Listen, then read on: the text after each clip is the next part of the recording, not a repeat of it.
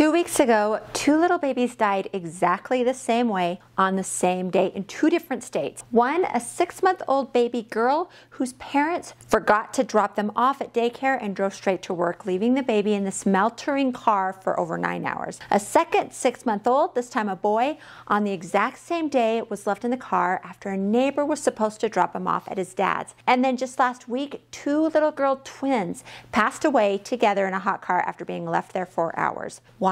Because the person who was supposed to drop the kids off at daycare, a trusted family friend, simply forgot to drop them off. Seemingly an honest mistake that have left these families in ruins. I can't even let myself imagine how everyone must be feeling right now, but the truth is, they are not the only ones who have suffered this kind of tragedy. Not even close. A toddler was found dead in a hot car. A 6-month-old baby boy died after being left in a car. Baby was found unresponsive. We're learning more about the death of a 10-month-old baby left in a hot car. The death of an 8-week-old infant who went into cardiac. An 8-week-old baby girl died after being left in a parked car. Another death of a child left in a hot car. Since 1998, there have been over 1,000 similar cases of children dying from heat stroke being left in a hot car alone. Everyone heart-wrenching, everyone tragic, and everyone could have been prevented. And aside from the fact that the families of these children have not only suffered the loss of their child, but if it was their doing, they also have to suffer with the guilt of it. And the public is not always kind to these people either. Accidentally leaving a baby in the car and then there's a bad outcome because of it is referred to as forgotten baby syndrome, and we're going to talk about that today. But if you are new here, my name is Diana. I'm a physician assistant and I specialize in women's health and gynecology. If you are new here, we talk about pregnancy, mommyhood, and babies, and part of the conversation about babies involves child safely. Now, I am not here to pass judgment. I only want to shed some light on this tragic issue and raise awareness because this type of accident is happening just too many times. And even if it only happens once, it is one too many.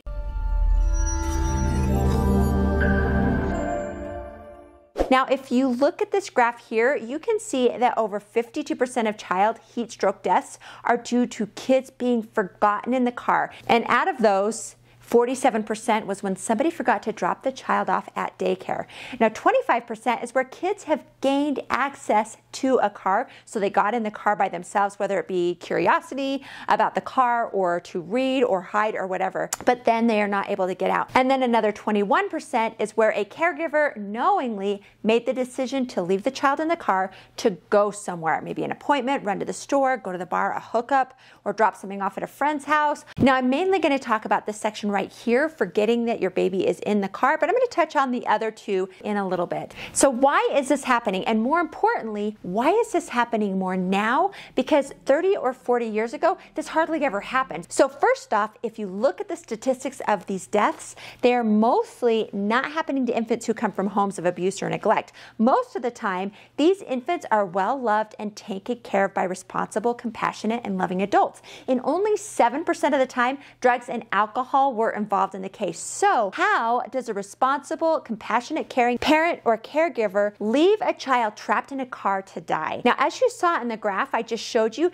52% of the time, the caregiver simply forgot. They didn't forget they had a baby, they just forgot that the baby was in their car. So to understand even a little bit about how this can happen, we first have to acknowledge that there are often multiple factors at play. Starting off with car seat recommendations. So I'm going to take you back to a time when kids were kicked outside to play unsupervised till the sun went down.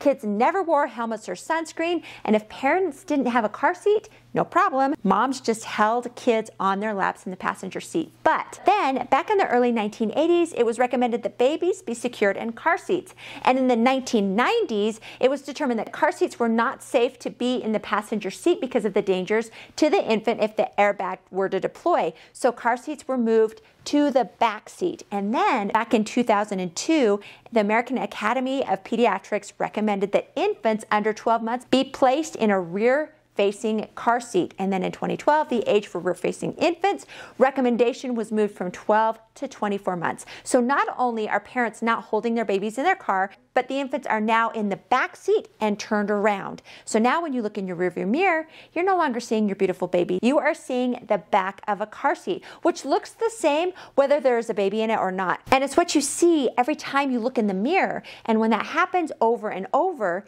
even the car seat blends into the scenery of what you are used to looking at. So you can't see your baby, and then if they fall asleep, which they often do in those car rides, you don't hear them. So you don't have that visual or audio reminder that, hey, I'm back here. I want you to know that babies are absolutely the safest being secured rear-facing in the back seat till they reach the appropriate height and weight. I'm not saying that they aren't at all. I'm simply pointing out that this might be a possible contributing factor as to why we have seen an uptick in these heat stroke infant deaths. But it's certainly not the only factor, because just because you can't see or hear your baby in the back seat, you should still, remember that they are there, because as parents, we're mindful of where our kids are 24/7, right? Sure. So then how can a parent forget a child? Sometimes for hours on end. And for that, I'm going to turn to an expert, David Diamond, a professor of psychology at the University of South Florida. He has focused on the cognitive neuroscience behind the forgotten baby syndrome, which focuses on how and why a competent and caring parent or caregiver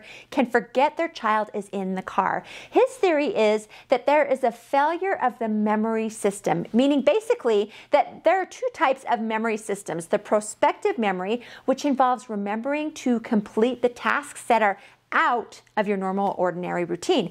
And then there is the habit memory system, which is basically when you do the same group of things every single day again and again, you essentially begin to do it on autopilot. And in the case of the forgotten baby syndrome, it's the prospective system that fails, and then the habit memory system takes over. So an example of this would be that, let's say both parents work and the mom usually takes the child to daycare before work, but on a particular morning, she had an early morning meeting and asked the dad to drop the baby off instead. He says, of course, but the backstory is that the baby probably wasn't sleeping well and both parents were sleep deprived, and maybe the dad was particularly stressed about circumstances at work.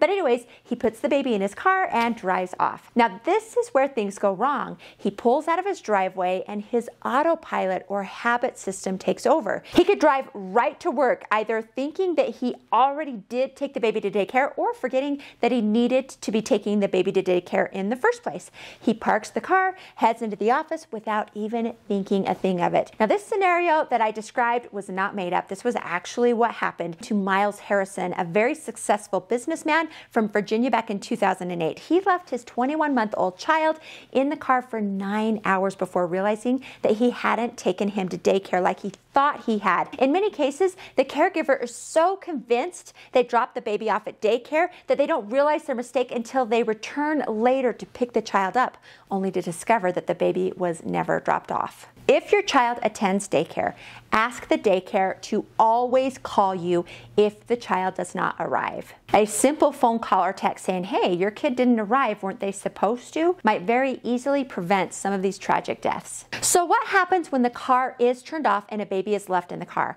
Now on average, within 10 minutes of a car being turned off, the cabin temperature rises about 20 degrees. And on really hot days, it can get up to 170 degrees in the car. And by the way, cracking the window or parking in the shade does very little to affect the rising temperature. Now, a number of people have made video demonstrations of sitting in hot cars showing how miserable it is after just a few minutes. And these people, I had the luxury of getting out when they wanted to, but infants do not.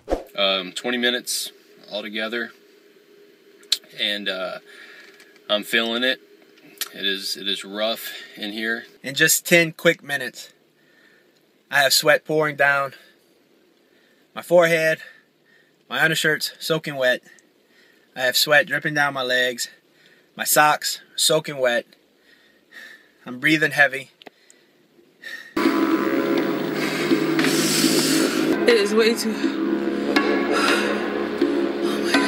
Now this graph here shows the months and the number of deaths with each month. Now, obviously, June, July, and August have more deaths because of the hot summer heat, but notice that every single month there had been at least one death. So remember that there's never a safe temperature or time of the year to leave your baby in the car. So what happens when a baby is left in a car? Because a child's body temperature rises 3 to 5 times faster than an adult, and heat stroke starts once a core temperature reaches 104 degrees, and core temperatures of 107 degrees Fahrenheit or higher is fatal. Little humans can't yet regulate their body temperature as well as adults for several reasons. Children have a higher surface area to mass ratio, which means that they absorb heat faster. They also have less blood volume, so the heat can't dissipate as well. And then they don't sweat as much as adults, and they have a higher basal metabolic rate than adults, which means that when they are in an already dangerous hot car for an extended period of time, they are more susceptible to succumbing to heat stroke than adults are. And this was sadly demonstrated on September 6th of this year when a California mom and her 3-year-old daughter were found in their car unconscious. The temperature outside was 104 degrees, and it's unknown how long they were in the car, but tragically the 3-year-old passed away and the mom survived. Her body was able to survive those blistering hot temperatures, and her 3-year-old's little body could not. In this instance, the mom was arrested on charges of involuntary manslaughter and felony child neglect, and alcohol was found in the car. I think the first mistake people make is thinking that they would never let this happen to their child. They would never forget their baby. But this is the kind of accident that can happen to anybody, people from all walks of life. This has happened to moms, dads, grandparents, family, friends, and then these people play all kinds of roles in society. They have been teachers, dentists, social workers, law enforcement officers, nurses, clergymen, military officers, and even a rocket scientist. And in 2023, a physician even forgot to drop her 8-month-old daughter off at daycare,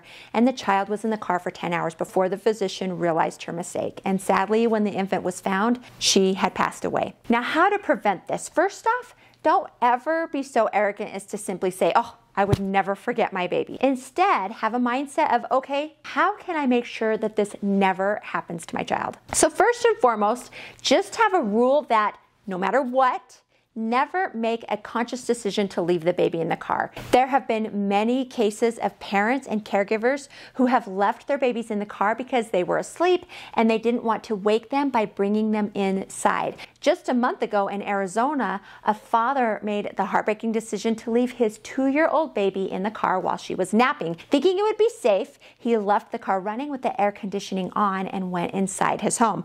But unfortunately, he became distracted while playing video games, and what he didn't account for was that his car automatically shuts off after idling for 30 minutes. And with outside Arizona temperatures soaring to 107 degrees, the car cabin temperature quickly shot up, and tragically the child was discovered 3 hours later and had passed away. Now, this man's first and biggest mistake was making the conscious decision to leave the baby in the car. That should have never happened. Just make it a hard, fast rule. If you leave the car, so does your baby. That way you'll never knowingly leave the baby in the car. But how about making sure the baby is never unknowingly left in the car? So have you ever driven in a car and didn't buckle your seatbelt and started driving, and after you exceed, I don't know, like 5 miles an hour or something, it starts beeping at you incessantly until you finally buckle your seatbelt? It's very effective because nobody wants to listen to that loud beep for your whole drive. So my opinion is that every car should have that same alarm for kids being left in the back seat.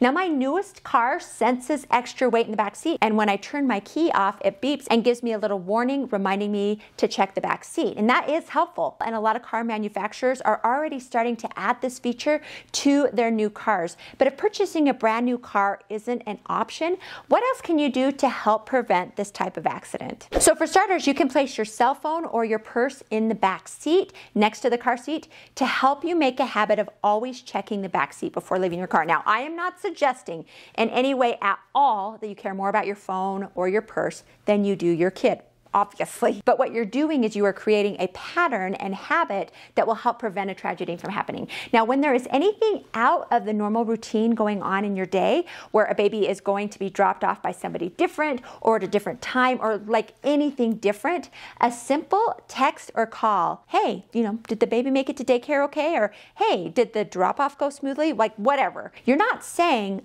I don't trust you to take care of the baby by sending that text. You're just adding extra fail-safes to make sure that this kind of tragedy doesn't happen. Now, I want to refer back to this graph. Now, we talked about unknowingly and knowingly leaving a child in the car, but this section right here accounts for a group of kids who had gained access into the car themselves. Now, this group of children are usually a little bit older, old enough at least to climb into a car and close the door. And for whatever reason, often due to child locks, they can't get out. And so a few things to remember: always keep your cars locked when you aren't in it, so that your kids or someone else's kids can't climb into your car and get locked inside. And also, if you have a child that is ever missing, first thing, check the swimming pool if you have one, and then second, look for them in nearby cars. And by the way, if you ever come across a child in a car unattended, make sure to call the police. You aren't meddling, but you might just be saving a child's life. So here's the takeaway. Now, like I mentioned before, I am in no way judging these parents and caretakers, and that fortunately is not my responsibility, but I feel pretty solidly that each of those people would have never thought that they could ever let such a tragic thing happen to their baby. Just like you and I are thinking that we would never right now. And of course, we never would knowingly let anything like that happen. But it's the unknowing part, the forgetting part, that I think we need to take precautions about. And I think it's pretty risky just to say, oh, I would never let that happen to my baby, when it has happened over and over already to loving parents. So share this with people who you think would benefit from this video, and subscribe to Diane in the Pink if you want to hear more about women's health, pregnancy, and being a mama. And if you want to know more about child safety, I have made a video all about less common things that we should be doing to childproof our homes. I'm going to leave a link to that video right here. Click on that, and I will see you over there.